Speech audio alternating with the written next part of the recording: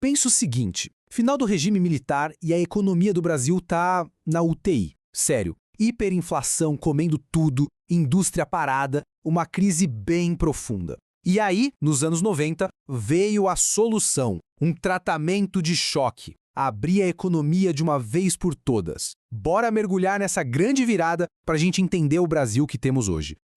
Então, esse aqui é o nosso roteiro. A gente começa entendendo o caos econômico que foi herdado, depois passa pela terapia de choque da abertura, dá uma olhada em como a indústria e os serviços se transformaram e no final a gente amarra tudo, vendo os desafios que essa jornada toda nos deixou. Ok, para entender o remédio, primeiro a gente precisa dar uma olhada no paciente. E olha, nos anos 80, na transição para a democracia, o Brasil estava economicamente um caos. Eram 3 problemas gigantescos e todos acontecendo ao mesmo tempo. A inflação. Era uma coisa louca, totalmente fora de controle, que simplesmente devorava o salário do trabalhador. A indústria, que deveria ser o motor do país, parou, empacou. E para completar o cenário, a grana estava cada vez mais concentrada na mão de pouca gente, a desigualdade só aumentava.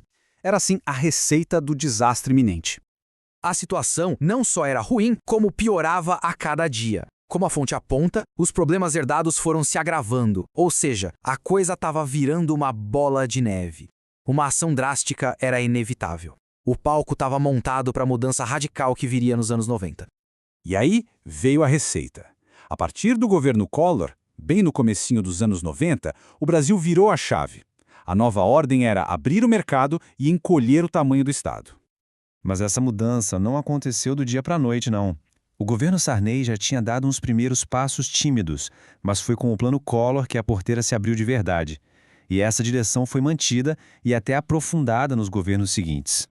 A base dessa baita transformação se apoiava em 3 pilares bem claros. Primeiro, vender as empresas estatais. Segundo, acabar com os monopólios do governo em áreas-chave, como telefonia e petróleo. E o terceiro, que talvez tenha sido mais impactante de todos, escancarar o mercado brasileiro para a concorrência de fora. Certo? Agora, vamos analisar os efeitos colaterais desse tratamento. Porque, como toda medida drástica, a abertura teve consequências bem complexas, principalmente para o setor industrial. Essa é a pergunta de 1 milhão, né? Será que a chegada de produtos importados e tecnologias novas fortaleceu a nossa indústria, forçando ela a se modernizar? Ou será que foi um golpe fatal para aquelas empresas que, coitadas, não estavam prontas para competir? A resposta, como a gente vai ver, tem 2 lados bem definidos. E aqui a gente vê a faca de 2 gumes, né? O lado bom, a indústria teve que se virar, se modernizar. Chegaram máquinas novas, a produtividade cresceu. E para quem comprava, os produtos melhoraram e, olha só, ficaram mais baratos. Mas, e o custo disso? Bom, desemprego e muita, mas muita indústria nacional que não aguentou o tranco da concorrência. Simplesmente quebrou, fechou as portas. E essa pressão toda por competitividade não mudou só o que a indústria produzia, mas também onde ela produzia. A própria geografia industrial do Brasil começou a ser redesenhada. É um processo que ficou conhecido como desconcentração industrial. Agora olha só esse gráfico, ele é muito revelador. Em 1970, o Sudeste era praticamente a indústria do Brasil. Mais de 80% de tudo era produzido lá. Agora, pula para 2015. Caiu para 58%. É uma queda brutal. E por que isso aconteceu? As fábricas começaram a migrar, buscando custos menores, como mão de obra mais barata e menos impostos, em outras regiões do país. E enquanto a indústria passava por essa baita revolução, tinha outro setor crescendo, mais quietinho, até se tornar o verdadeiro gigante da nossa economia, o setor de serviços. Os números aqui são impressionantes. Pensa em tudo que o Brasil produz. Agricultura, indústria, tudo. Pois bem, já em 2017, só o setor de comércio e serviços representava quase 3/4 de toda a riqueza do país. Ele se tornou, de longe, o motor da nossa economia. E agora vem um dado que é bem surpreendente.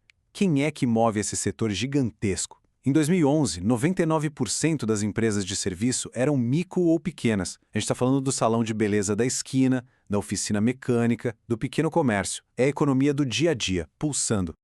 A onda de privatização, claro, também chegou nos serviços públicos. E aqui, a lógica da troca se repetiu.